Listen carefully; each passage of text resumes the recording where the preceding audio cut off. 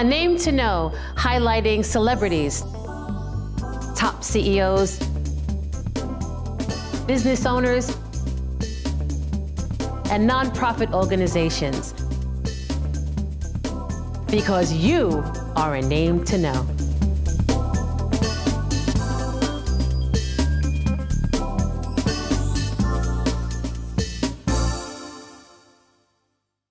Welcome to A Name to Know. I'm your host, Alicia Figueres. I'm here with definitely a name to know, Cherie Dortch. Cherie, welcome to A Name to Know. Thank you. You're a psychotherapist. Yes, I am. Just that title alone sounds so challenging to me. How did you get into that field? Being intrigued by the human mind and the human behavior. I actually got into social work, but I got into clinical social work. And from there, I decided to go to a psychoanalytic institute, which is a more in-depth study of the mind and psychology, and the study of the unconscious and behavior and why we do things, and how a lot of the things that we do are based on things that are in our unconscious. What's been the most challenging experience in your career thus far? Challenging is basically marketing my business. I just started about a year and a half ago, so getting people to know who I am and come into the business is probably the most challenging. Really? I would think that's a piece of cake. No, because everybody doesn't want to come to therapy.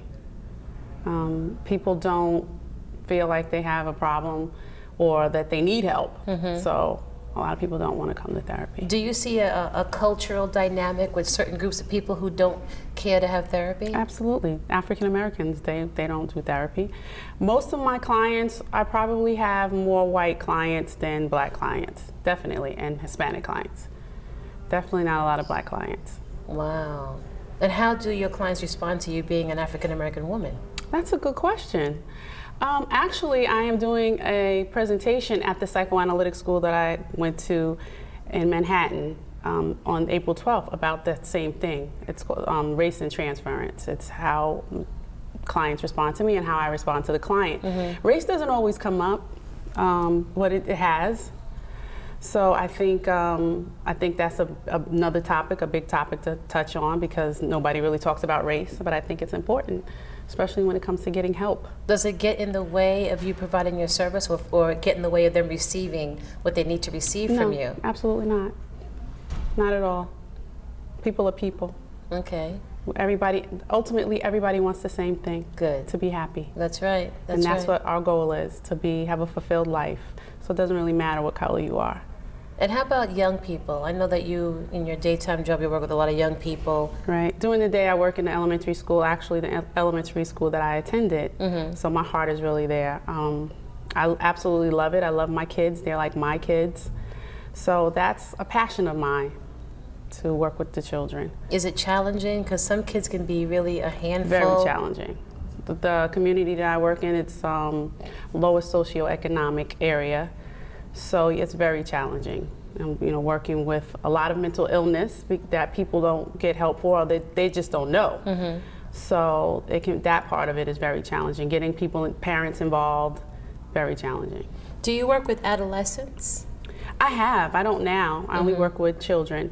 I have worked with adolescents. I actually worked with adolescent boys ages 13 to 18, and I worked with them in a residential facility at one point. But at this time, I don't. I have people who come in, people who come into me for therapy, they start maybe in their 20s. Okay. Yeah. Who have been some of your role models? Probably Patsy Torini. She's a psychoanalyst, and she attended the institute that I attended, the New York School for Psychoanalytic Psychotherapy and Psychoanalysis. And she's actually my mentor right now, so she's probably one of my biggest. She's been doing this since the 60s. Wow. She's written books about children and development, separation, individuation, and stuff like that. So yeah. So through your journey, what's been the most prominent behavior that you see very disturbing? Probably personality disorders. But what I see a lot is anxiety. I'm noticing that everybody suffers from anxiety. So I do a holistic approach. I'm really not a medication pusher. We do a lot of meditation. Good. I even do that with my kids at the school, because a lot of my kids suffer from ADHD, a lot of them are emotionally disturbed. So we do every morning we do a meditation and breathing and relaxation. So I bring that into a therapy session if needed. You know, I'm a body worker, and I know that I have to do things for myself to be good, to be able to heal someone else. What do you do for yourself? I do those things, meditate. I attend a spiritual center. I go to the spa as often as I can and get massages. Yeah, definitely. It have to be okay with me. I work out 3 days a week. I'm a vegetarian. Oh, good. So my self-care is very important.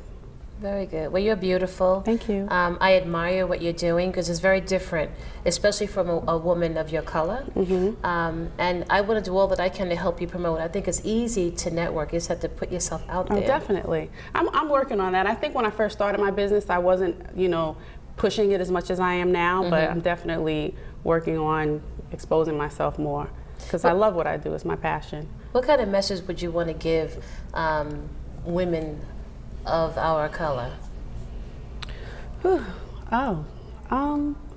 Empower one another and be empowered. If you feel like you need assistance, get help. Don't try to do it on your own, because I know that a lot of women, especially women of color, they don't want to come to each other for help. That's right. So, there are women out there that are willing to help you that are black women. And it's okay to get therapy. Absolutely. It's really not private. about, I think people think that it's a stigma about mental illness, but it's really, really about getting to a place, getting to know who you are. It's about self-awareness, getting to know who you are and living a fulfilled life. That's what it's really about. It's not about being crazy or anything like that. Well, I wish you the best. Thank you. And you are definitely a name to know, Cherie Dortch.